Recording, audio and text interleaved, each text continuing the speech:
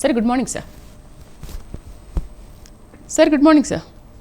Good morning. Good morning sir, ఉచిత ఇసుక ధరల మరక ఉద్దేశం ఉత్తమం కానీ ఆచరణకు వచ్చేసరికి మాత్రం బాలారిష్టాలు ఎదురవుతున్నాయని అంటున్నారు. అంటే ఉచిత విధానంతో ఉపశమనం ఎందుకు దక్కట్లేదు ప్రజలకి? గతంలో కంటే ఇప్పుడు కూడా ఇంకా ధరలు పెరిగాయి అని అంటున్నారు. బట్ ఎందుకు ఈ బాలారిష్టాలు ఎదురవుతున్నాయి సార్? జగన్ హయాంలో ఇసుక ఒక వ్యాపార వస్తువుగా తయారైంది. ఆ వ్యాపార సరుకుగా తయారైన దాని మీద కోట్ల రూపాయలు ఆర్జించారు. అది అధికార పార్టీని అడ్డం పెట్టుకొని రాజకీయ నాయకులు, మధ్యవర్తులు, కమిషన్దారులు విపరీతంగా పెంచేశారు. దరిదాపు జగన్ ఓటమిలో అదొక కారణం. ఈ ప్రభుత్వం వచ్చిన తర్వాత ఉచిత ఇసుక అని చెప్పేసి అనౌన్స్ చేశారు. దరిదాపు ఆ కన్స్ట్రక్షన్ యాక్టివిటీ ఆగిపోవడంతో జగన్ టైంలో భవన నిర్మాణ కార్మికులు దరిదాపు ఒక 70,000 మంది పని లేకుండా ఉండాల్సినటువంటి పరిస్థితి, కొన్ని ఆత్మహత్యలు కూడా జరిగాయి. చంద్రబాబు నాయుడు వచ్చిన తర్వాత ఉచిత ఇసుకని అనౌన్స్ చేశారు. కానీ దీంట్లో ఫస్ట్ ప్లేస్ న్యాచురల్గా వరదలు రావడంతో ఇసుక రీచ్ల సంఖ్య లేదు, సరిపోను లేదు.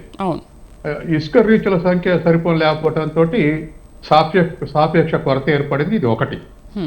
తర్వాత రెండోది నిర్వహణ వ్యయం. అంటే ఎప్పుడైతే ఇసుక రీచ్ల సంఖ్య తగ్గిందో దూరం నుంచి ఇసుక తీసుకోవాల్సి వస్తుంది, అవసరం ఏర్పడుతుంది. దీనివల్ల ఆ ట్రాన్స్పోర్ట్ ఖర్చు పెద్ద ఎత్తున అవుతుంది. ఆ తర్వాత నిర్వహణ వ్యయం పేరిట జిఎస్టీ ఉందని, తర్వాత ఇంకా ఇతర ట్యాక్స్లు అని చెప్పేసి అవి కూడా కలిపి అవి కూడా దరిదాపు 7,500 అవి వేస్తున్నారు. ఇవి ఒక 9,500 వేస్తున్నారు. వీటన్నిటితోటి ఇవాళ అనేక కేస్ స్టడీస్ చూస్తే, అంటే రాజమండ్రి కేస్ స్టడీ చూసినా, లేకపోతే అవతల ఇంకా విశాఖపట్నం వద్ద చూసినా, ఎక్కడ చూసినా కృష్ణా గోదావరి బేసిన్లలో ఎక్కడ చూసినా దరిదాపు జగన్ టైంకో కన్నా ఎక్కువ రేట్ అవుతుందని చెప్పేసి ఎగ్జాంపుల్స్తో సహా ఇవాళ రిపోర్ట్లు చేశారు. కాబట్టి ఇవాళ ప్రభుత్వం వెంటనే ఏముంటుందంటే దాని మంత్రి ఒక 10 రోజుల్లో వరదలు తగ్గిపోతాయి, ఇసుక రుచులు బయటపడతాయి, ఇసుక రీచులు బయటపడితే సప్లై పెరుగుతుంది కాబట్టి ధర తగ్గుద్ది అంటున్నాడు. కానీ ఒకటి నిర్వహణ 7,500 ఉన్న తర్వాత ట్రాన్స్పోర్ట్ మహా అయితే 2,000 తగ్గుతాయి. కాబట్టి ఉచిత ఇసుక అనేటువంటి దానికి అర్థం ఉండాలి. తర్వాత కన్స్ట్రక్టివ్ యాక్టివిటీ పెడితే వాళ్ళ దేశంలో సర్వీస్ సెక్టర్లో నెంబర్ 1 యాక్టివిటీ కన్స్ట్రక్షన్ యాక్టివిటీ. అసలు కన్స్ట్రక్టివ్ యాక్టివిటీ దేశంలో ఉపాధి కల్పించేదంటే నెంబర్ 1 ఉంది. అటువంటిది ఆంధ్రప్రదేశ్లో కుదేలైపోయింది గత 7-8 ఏళ్లుగా.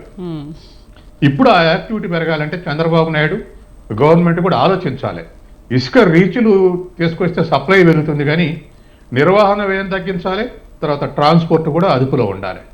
కాబట్టి ఈ ఆస్పెక్ట్లో ప్రభుత్వం కృషి చేస్తే ఉచిత ఇసుక అనేటువంటి దాని నుంచి ఒక రిలీఫ్ ప్రజలకు లభిస్తుంది. తర్వాత ఈ పరిస్థితుల్లో ఖచ్చితంగా ప్రభుత్వం నెక్స్ట్ మంత్రివర్గంలో ఏజెండాగా పెట్టుకుని దీని మీద చర్చిస్తే ప్రజలకు కొంత ఉపశమనం జరిగేటువంటి అవకాశం ఉంది.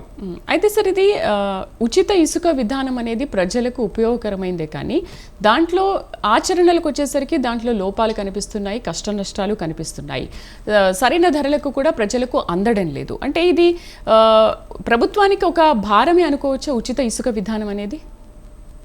ప్రభుత్వానికి ఏం భారం అండి? ఇవాళ గ్రామాల్లో ఎక్కడ నేచురల్ రిసోర్స్కు అక్కడే గ్రామాలకి హక్కు ఉందని చెప్పేసి రాష్ట్ర ప్రభుత్వాలకి హక్కు ఉందని చెప్పింది సుప్రీంకోర్టు తీర్పు.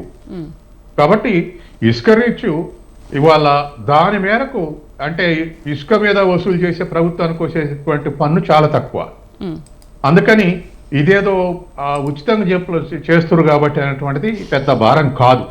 ఒకవేళ 1,000-2,000 కోట్ల భారం అయినా అది ప్రజల కోసం. ఎందుకంటే అందరి ఉపయోగించేటువంటి ఇసుక, పేదవాడు 2 గదులు ఇల్లు కట్టుకుంటే దానికి కూడా 6 గదులు ఇల్లు కట్టుకోవచ్చు, కానీ అందరికి ఉపయోగపడుతుంది. కాబట్టి అందరికి ఉపయోగపడేటువంటి దాని మీద ఎగ్జామ్షన్స్ ఇస్తే రాష్ట్ర ప్రభుత్వం ఖచ్చితంగా ప్రజల వెల్ఫేర్ కోరుకుంటుందని చెప్పవచ్చు మనం.